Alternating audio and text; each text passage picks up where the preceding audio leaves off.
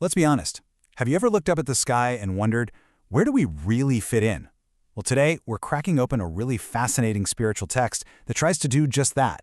It lays out this incredible cosmic map, a full 16-level hierarchy that charts every single form of life you can imagine, from the absolute divine all the way down to the microscopic.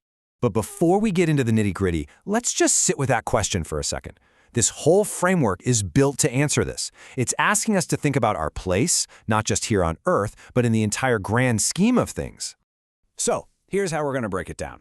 We'll start with the big picture, all 16 levels. Then, we'll find our spot on the map. After that, we'll take a look at the realms above us, and then explore everything below us. And finally, we'll figure out the one big idea that makes this whole system tick. All right, let's dive right into the structure itself. The source material lays out this complete 16-tiered map for all of existence. And that's the magic number to keep in your head, 16. The entire cosmos, every living thing, is organized into these 16 distinct levels, and each one is defined by its unique spiritual quality and, believe it or not, its level of freedom. Okay, check this out. This is basically the cheat sheet for the whole universe, according to this text. At the very top, you've got God, then gods. Then you have immortals and Buddhas. Now, what's really interesting is right below them, at level 4, you find demons, who are described as these enlightened beings who just went a bit too far. And then, there we are, level 5, humanity, with a whole 11 levels stretching out beneath us. To make any sense of a map like this, you need that classic "you are here" sticker, right? And, well, that's us. So let's zoom in on level 5 and see how this framework breaks down humanity itself. So it turns out human isn't just one category. Nope. This framework says we're a whole spectrum. At one end, you have the Honren, who are basically running on pure instinct. Then you've got the Funren, who are guided by their emotions. Moving up, you get the Shanren, the people of reason. And at the very top of the human scale are the Sanren, who live a life guided by spirituality, and are even said to have come down from higher realms. And then there's this really fascinating little detail. The text says that a tiny, tiny fraction of people, we're talking 1 in 10 million, aren't really on the spectrum at all. They're described as visitors, here on a special mission from those much higher levels we saw earlier. Okay, so we know where we stand. Now let's look up. What's life like on the higher rungs of this cosmic ladder? What does it actually mean to be an immortal or a Buddha or even a god in this system? Right away at level 3, things get interesting. It's not just one group.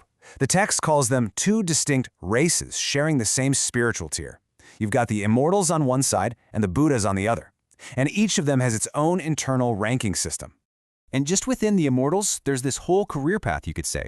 It starts at the bottom with ghost immortals, which are described as these lingering consciousnesses. Then you move up through human and earthly immortals, gaining more power and longevity. Then come the divine immortals. And finally, at the very top, you have heavenly immortals, who are completely beyond the laws of time and space. Pretty wild. I mean, listen to how they describe the divine immortals. It's so poetic, isn't it? Like a celestial horse galloping across the sky. That image really gives you a sense of their incredible, solitary freedom. And that brings us to the very, very top of the ladder, the final bosses, if you will. Level 2 is home to the gods. Super powerful for sure, but they're described as having these flawed structures that keep them from the highest level. Because level 1, that's reserved for the one and only God, a perfect, flawless being whose energy is literally everywhere. Okay, so we've been to the absolute peak. Now let's do a complete 180 and look down from our perch at level 5. It's time for a quick tour of the 11 levels that exist below the human plane. So right below us at level 6, birds. And the thinking here is kind of cool. They're seen as more free than us because they can fly, but less free because of their intellect. And just below them are flowering plants, which are described as these beautiful little echoes of the immortal realms, put here to remind us of what's above. Now, this is a distinction I find really interesting. The text splits animals into 2 camps. At level 8, you have domestic animals, seen as civilized, disciplined, contributors. But then at level 9, you've got wild animals, and they're described as illiterate and untamed, driven only by the need to take. All right, we're going even deeper now, into the real building blocks of the material world, the foundational layers of existence, according to this cosmic map. You can see how this drills down to the absolute fundamentals.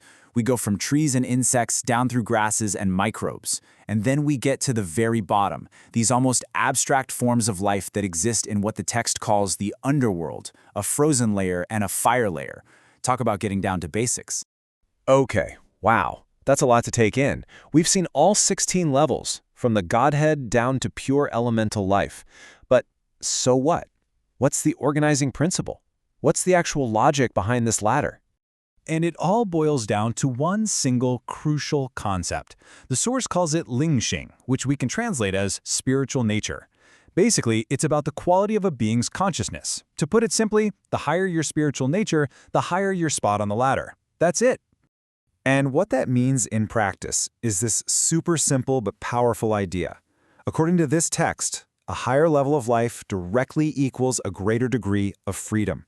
We're talking freedom from physical limits, from suffering, from time and space itself. This quote just nails it, doesn't it? It drives the point home perfectly. Of course, nobody wants to go down. Each level prefers its own existence because taking a step down the ladder means losing that fundamental freedom. It means a lower quality of life. So, in the end, this isn't just a static map of the cosmos. It's presented as a potential pathway for growth. The source suggests that for us humans, the path is always upwards, from a life of instinct towards emotion, then reason, and finally spirituality. Which kind of leaves you with a big question, doesn't it? If this is the map, what's the next step on your journey?